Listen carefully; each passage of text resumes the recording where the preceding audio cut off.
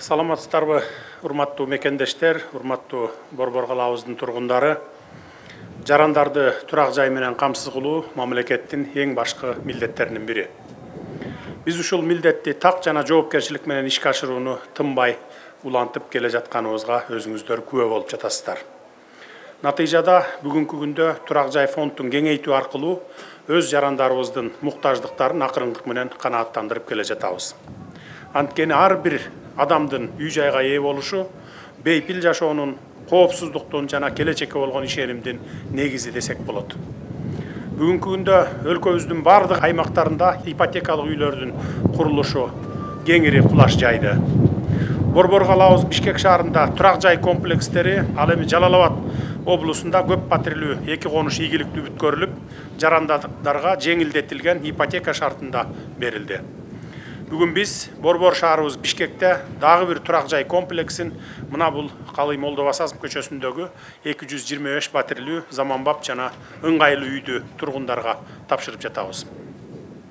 Мен алгач бул жерге чогулган эл журтту, айрыкча үйлөрүнүн ачкычын чыдамсыздык менен күтүп жаткан мекендештеримди чын дилимден куттуктап өтөйүн. Ак өргөңүздөр кут болсун, коломтоңордон от өчпөсүн.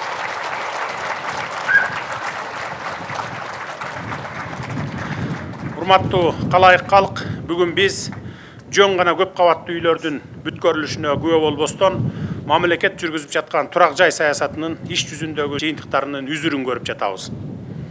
Бул заманбап жана ыңгайлуу көп кабаттуу үй Менин үйүм программасынын алкагындагы дагы бир чоң ийгилик десек болот. Менин үйүм программасы жарандарыбыздын жашоо шартын өзгөрткөн, алардын келечекке болгон ишенимин бекемдеген мамлекеттик деңгээлдеги маанилүү долбоор. Аталган программа аркылуу Кыргызстанда жалпысынан 70 миңге жакын батирлердин курулушу башталып, алардын басымдуу бөлүгү активдүү фазада турат. Бул үйлөр бүткөн соң 10 миңдеген үй бүлө өз үйүнө ээ болуп, кубанычка бөлөнүп, жашоосунун сапатын жогорулатат десек болот. Бүгүнкү күндө бүткөн үйлөрдү четинен жарандарыбызга тапшырып келе жатабыз. Турак жай маселеси бүгүнкү күндө элибиз үчүн эң куруч темалардын бири болуп келгендиги талашсыз. Ага болгон муктаждык жана суроо талап жылдан жылга өсүүдө. Бул көрүнүш калкыбыздын демографиялык жактан өсүшү, жаш үй бүлөлөрдүн өз алдынча жашоого умтулуусу, чет өлкөдөн кайтып келип жаткан миңдеген мекендештерибиздин өз алдынча үй жай күтүү тилеги менен байланыштуу болуп турат. Менин үйүм программасы дал ушул үмүттөргө жооп берип, жарандардын реалдуу муктаждыктарын учурунда чечүүгө багытталган механизмге айланды. Бүгүнкү күндө бул программага катышып, турак жай алуу үчүн кезекте тургандардын саны 58 миңден ашты. Бул сандар үй жайга муктаждардын эле эмес, жарандарыбыздын мамлекеттик программага арткан үмүтүнүн жана ишениминин ачык көрсөткүчү десек жаңылышпайбыз. Ар бир статистикалык сандын артында реалдуу үй бүлөлөр, алардын тилеги жана үмүтү турат. Биз бүгүнкү күнгө чейин 10.800 үй бүлөнү камсыз кылып койдук. Албетте жарандарыбыздын муктаждыгы мамлекет үчүн дагы чоң жоопкерчилик жаратат. Бирок дал ушундай жогорку суроо талап программабыздын актуалдуулугун туура багытта экендигин жана мындан ары да кеңейтилип күчөтүлүшү керек экендигин тастыктайт. Буга чейинки үй тапшыруу учурларында айтып келдим элем, бул жерден дагы бир ирет кайталап баса белгилей кетейин.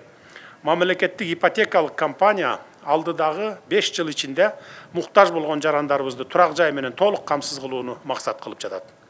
Бул чоң пландар жарандардын үй маселелерин чечүүгө багытталган иштин бир гана бөлүгү. Алдыда дагы көптөгөн турак жай долбоорлору ишке ашырылат. Ош, Баткен, Жалал Абад, Ысык көл, Нарын, Талас, биягы Кара Балтадан Токмоктон бери карай үйлөрдүн салынышы кызуу жүрүүдө. Жарандарыбыздын жашоо шарттарын жакшыртууга мамлекеттин бардык болгон күч аракетин жумшап жатабыз. Андыктан турак жай курулушу боюнча стратегиялык пландар узак мөөнөттүү мүнөзгө ээ. Ал эми заманбап жана ыңгайлуу турак жай объектилери келечекте дагы курула берет. Шаарлар менен райондордун борборлоруна бийик кабаттуу үйлөр курулуп бүткөндөн кийин план боюнча айылдарга өтөбүз. Айылдарга деле ушундай шарттарда 25 жылга чейинки ипотекалык негизде жер тамдарды куруп беребиз. Ошентип өлкө боюнча жарандарыбыз айылдарда да өнүккөн өлкөлөрдөгүдөй заманбап үйлөрдө жашагандай шарттарды түзүп беребиз. Бул заманга дагы Кудай буйрса алдыда келе жаткан 5-10 жылда жетип калабыз. Мен ушул жерден райондор менен шаарлардын жетекчилерине кайрылып кетким келип турат. Рай борборлор менен шаарлардын ичиндеги бош жаткан жерлер менен көп кабаттуу үйлөрдү салууга ыңгайлуу жерлерди мамлекеттик ипотекалык компанияга өткөрүп бергиле. Мен 5 жылдан бери кайра кайталап айтып келе жатам. Силер болсо жеке кызыкчылыгыңарды биринчи орунга коюп, жерлерди жеке жактарга кармата берип жатасыңар. Мына ушундай фактылар менен камалып кеткен мэрлер менен хакимдерди өз мына эл журттагы, жалпы эл журттагы көрдүңөр. 1000 үй бүлөнү батырчу жерди bir кишиге кармата салып жатышат. Албетте чөнтөк кызыкчылыктар үчүн. Кеч боло электе кайткыла мындай коррупциялык көрүнүштөрдөн бийик кабат үйлөрдү курууга мүмкүн болгон жерлердин баарын мамлекеттик ипотекалык компанияларга өткөрүп бергиле, компанияга. Катып жатпагыла андай жерлерди. Биздин өлкөбүздүн аянтынын 94%-ын тоолор ээлейт. 6% түз жерлер. Ошону унутпагыла. Biz бүгүнкү күндө эле эмес, келечек муунду дагы эстен чыгарбашыбыз керек. Ошондуктан колдон келишинче курулуштарды туура карай эмес, бийиктикке карай салганга басым жасашыбыз керек. Урматтуу мекендештер, бүгүн тапшырылып жаткан жаңы үйлөр сиздер үчүн кубаныч менен бакытка бөлөгөн үй бүлөлүк чоң очок болуп берет деп мен ишенемин. Жаңы үйүңүздөр кут болсун.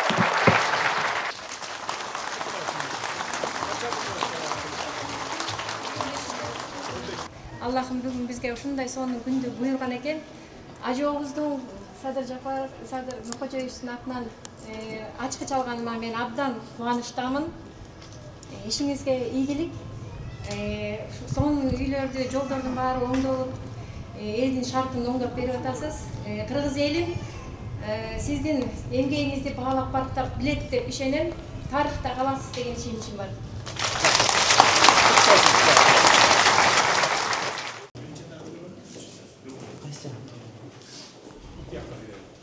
Жакшы күтүп турбу? Канча комнат? Одна комната. Сиз алдыңызбы? Каякта иштейсиз? Мен труда Министерство труда иштейсиз? Канча жыл болду иштегениңизге? Алдакта иштеген 3 жыл, а так в целом у меня опыт 6 лет. 6 лет, очередьте турам июль месяц 23 года. Бир жыл ушундай жеттиңиз бүгүн? 2 жыл. 2 жыл, 2 жыл. 2 жыл, Ана ушул жака буруптур. Силерге рахмат. Үй бүлөңүз барбы? Канча балаңыз? Жок, үйдө аны бияка келсиңиз замужем. Чыга элесиз. Калган эмес.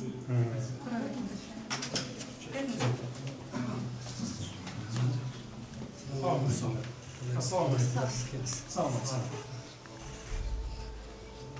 Жакшы экен? Жакшы солон. Сапаты кандай экен, сапаты? Жакты. Бүгүн 8ден жүрүшөт. Жакшы. Кызыбызга буйруган экен сиздер үчүн. Элдин көп проблемасы чечип. 2 жылдан бери сүйүп азыр. Кичим экениңиз каяктан болот? Мен Алайдан болом. Алайдан? О, жакшы. Алайлыктар Бишкекке келип аптыр да. Биз көйөн онда. Намаз диyoruz. Kut bolsun hem kvartiriniz. Çoğum rахмат. Kut bolsun. Salamatçılık. Kandaysın abi? Uyun var kut bolsun. Ya, jigitler turboy be. Aleyküm assalam. Üçüncü jigit. 3 bala mısın bu? 3 öten erkek be. Aymanlar değil. Kayerda işteysin? Telefon numarayı Salamidin Pazarında. Salamidin Pazarında? Yaxşı. Qancha 3 komnatmı? 3 komnat. Ha, 3 komnat. 3 balam var ya. Yaxşı 3 balaga 3 komnat yaxşı degan tur var. Nemelerin kачествосы qanday ekan? Sapati.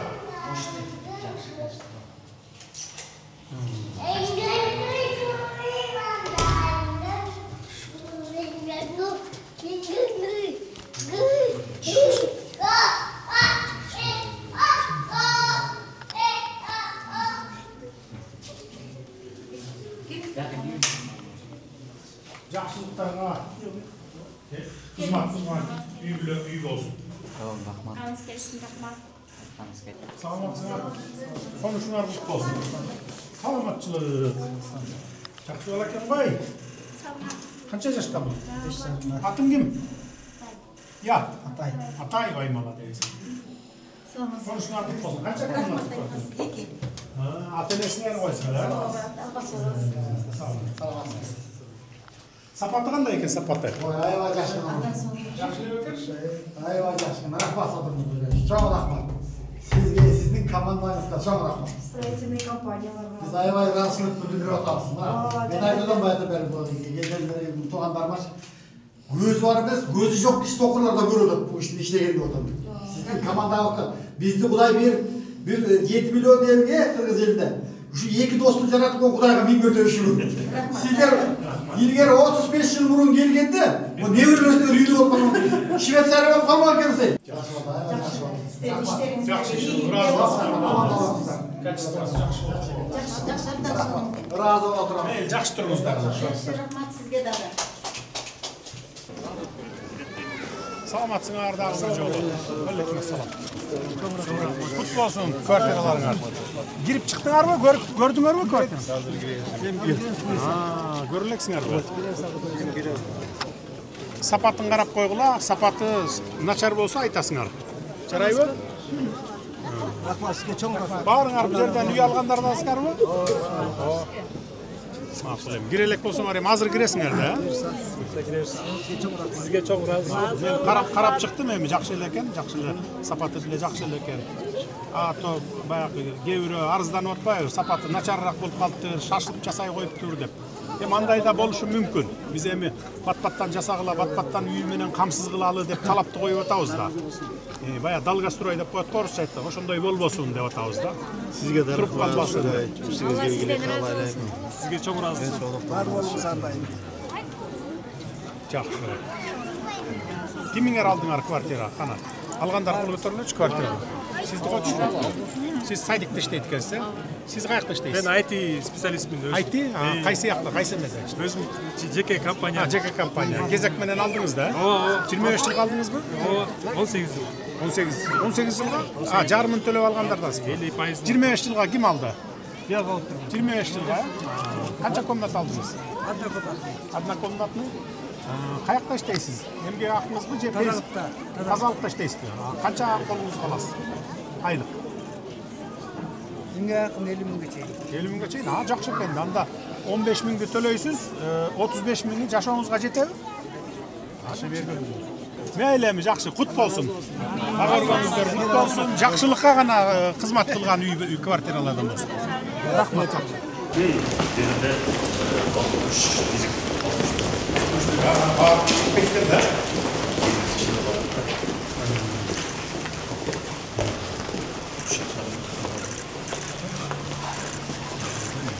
Üstünde de var.